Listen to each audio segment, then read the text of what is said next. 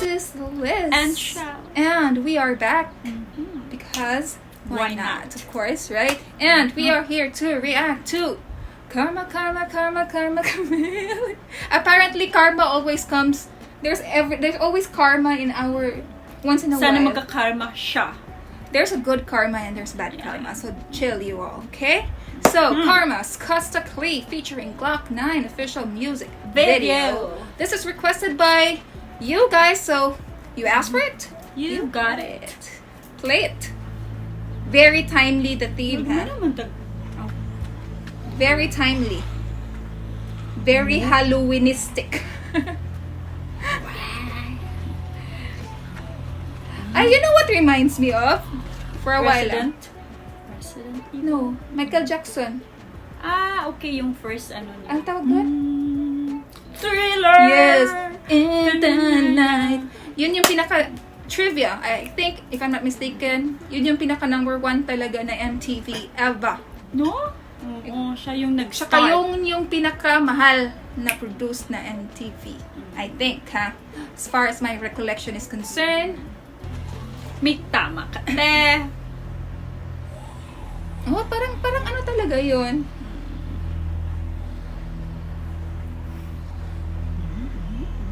Anong kaguluhan it is?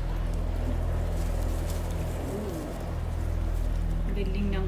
Ang galing ng production, in fairness. Galing ng effects. Huwag kang magkakamali. Nashock ako. Parang siyang, Nashock ako. Parang thriller talaga yun. Thriller. Oo. But that's just the few first beats. Yun. But of course, like, Yun lang. tong. Parang ganun eh. It's just us people, okay? Yeah, Don't judge us. Yes, ha? In fairness kay Costa Clee, he's improving, ha? I mean, obvious kasi that he's giving his best, eh. Kasi, diba, parang, sumasayaw talaga siya, in accordance with the theme, the clothings, and Which is parang nice, in-embody niya din ba? Yung parang hindi siya natsachahe or whatever. Para talagang, iba na talaga pag may pamilya ka na, no? Kasi you strive for the, talaga, for not just for yourself, but for the entire family. Yeah, so, kaya siguro medyo focused siya tignan kahit paano ngayon. And the message is not that of really na off. I hope lang sana na magpatuloy sa positive yung route niya, inaano niya ngayon. But so far, I admire his dedication and his talent. He has talent, no? Yes. So, just in the right place lang, no? Yeah. So namatay si Okay. So, somehow parang nagigets ko yung thought Ako ng nagugulo na po. Pero I like the production. Wow. Galing. I think the girl did something parang nangaliwa or something yung 2 times. So, she's gonna suffer the karma of what she've done. Is this true? I don't know. But based on the message ng sa song is that so you're gonna sacrifice or you're gonna take the consequences of what you've done. So you cannot get away from me because no matter how much I parang sinusumbat niya, kahit sumpat ko pa yan, wala kang magagawa kasi ginawa mo yung hindi yung dapat ginagawa, di ba? Eventually, You did the unthinkable. You did the unthinkable, and no matter how I treat you, you deserve it. Yung parang tipong gano'n, na parang pagalit ata to siya, may pa to siya siguro. Nung sinulat to, whoever is the writer of the song is that in the verge of like, anger or like whatever, no? Na para bang, napalabas talaga lahat. yes, yung sinasabi niya na kahit anong mangyari, wala ka nang kawala sa akin kasi may panunumbat na, may parang may na siya may hawak na siya na, tawag nito, parang collateral ba? Parang may hawak na siya na something na pwede niyang ipang blackmail or something na, ba't ka ngayon? Sino nangaliwa sa atin? Ba't ka diba? Kasi yun yung sa verse naman ni Glock 9, diba? Parang yun yung sinasabi na parang, naman yung kilikili. Ba't nandun yeah, so if you don't if you just stayed loyal, this would not have happened. A good karma instead could have happened, not this bad karma. So since we are now and I'm feeling hellish here, might as well make you feel hellish as well because it's unfair for me to be feeling this way. Grabe yung galit niya, no? Para bang kung kaya nga maging demonyo man siya, bahala, maging demonyo tayong dalawa kasi kagagawan mo naman to eh. Ay, Diba? naku. So I admire Skastakli's I love it. passion I love the and music. dedication, and I just hope that he continues this route, and I hope also that everybody will be like friends na ba, no?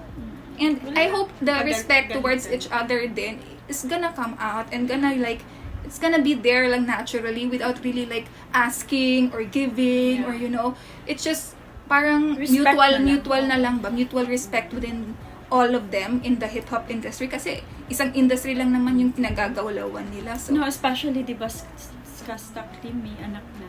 No? Siya ba yeah, yun, may- yeah. But regardless kung may pamilya man o wala, Kasi once you usually mature kung wala kasi, kasi kung wala kang anak, parang hindi ka ma-mature eh.